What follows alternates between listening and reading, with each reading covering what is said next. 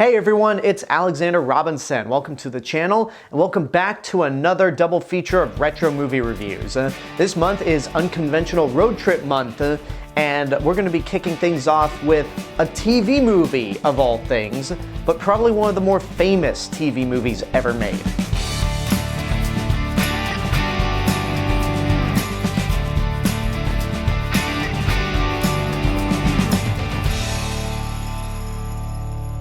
And of course, I'm talking about Steven Spielberg's Duel, which came out in 1971 and was written by Richard Matheson based off his own short story. This movie stars Dennis Weaver as a guy who is off on a business trip leaving Los Angeles, but throughout his entire trip, he's being pursued by this unseen truck driver who is constantly trying to run him off the road and flat out kill him.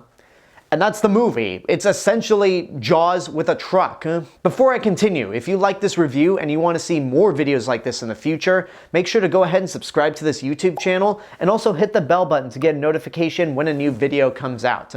Anyway, let's continue with the review. One thing you may have noticed this year as I've been doing these double feature retro reviews is that this has been kind of an excuse to review some landmark Spielberg films, for better and for worse. I reviewed the first movie that got him an Academy Award, I reviewed his only attempt at a screwball comedy, I reviewed his first feature film, and now I'm reviewing one of the greatest TV movies ever made with Duel, because I have heard nothing but praise about this film. Unlike Sugarland Express, which I thought was good, but needed some fine-tuning, Duel is excellent. It is a very simple story, as I said early on, and what works about this film is very much the same reason why Jaws worked so well.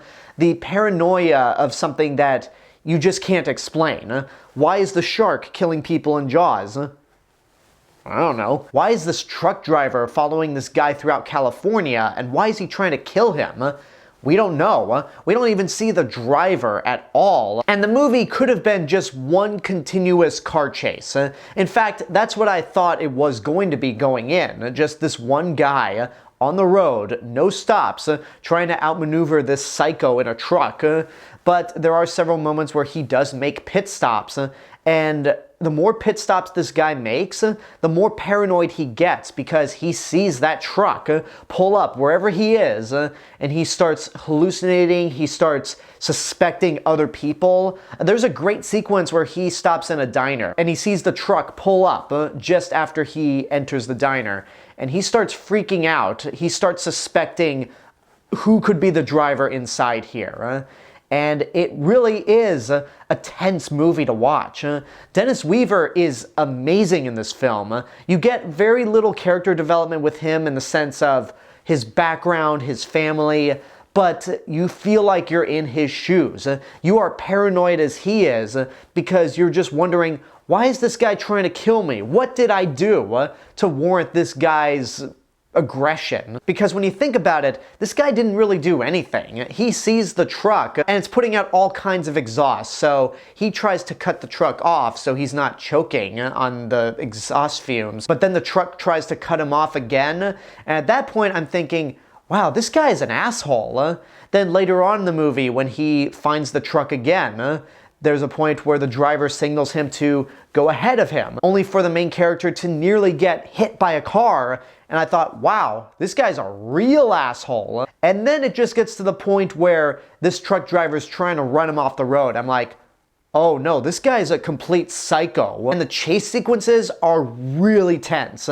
They're well shot, they're exciting, to the point where you almost forget that this is a made-for-TV movie, because this came out in 1971.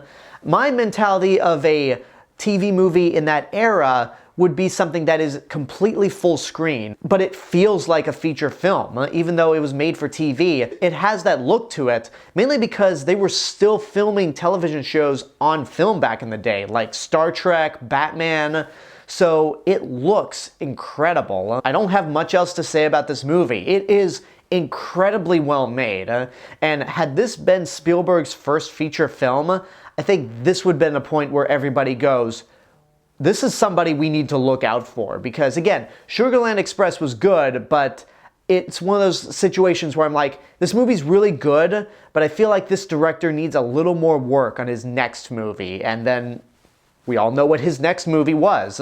So if you haven't seen Duel, then I'd say get off your ass and go see it right now. It is truly a remarkable movie, and it's only an hour and a half. I mean, it's a TV movie, so I don't really know any TV movies that run for longer than that, but it's definitely worth your time. It moves at a great pace, and it's really, really tense. And there you go, that's my review for Steven Spielberg's Duel. I hope you enjoyed it. Now check back in 2 weeks where I'll be reviewing Planes, Trains, and Automobiles. Again, I originally wanted this to be Thanksgiving month, but this movie was the only good Thanksgiving movie that I could think of, and I kind of wanted to review Duel. So check back in 2 weeks, probably the day before Thanksgiving, for my review for Planes, Trains, and Automobiles. I also want to thank you guys for watching this video, for being subscribed to the channel, and I want to give a special thank you to my YouTube members right over here. If you want to help support the channel even more, you can do so via YouTube memberships for as little as $1.99 a month. Not only do you get early access to all of my videos, but you get exclusive benefits, including my top 5 favorite series, and starting next year, the ability to nominate and vote for retro movie reviews every month. So I hope you consider joining as a YouTube member in the future.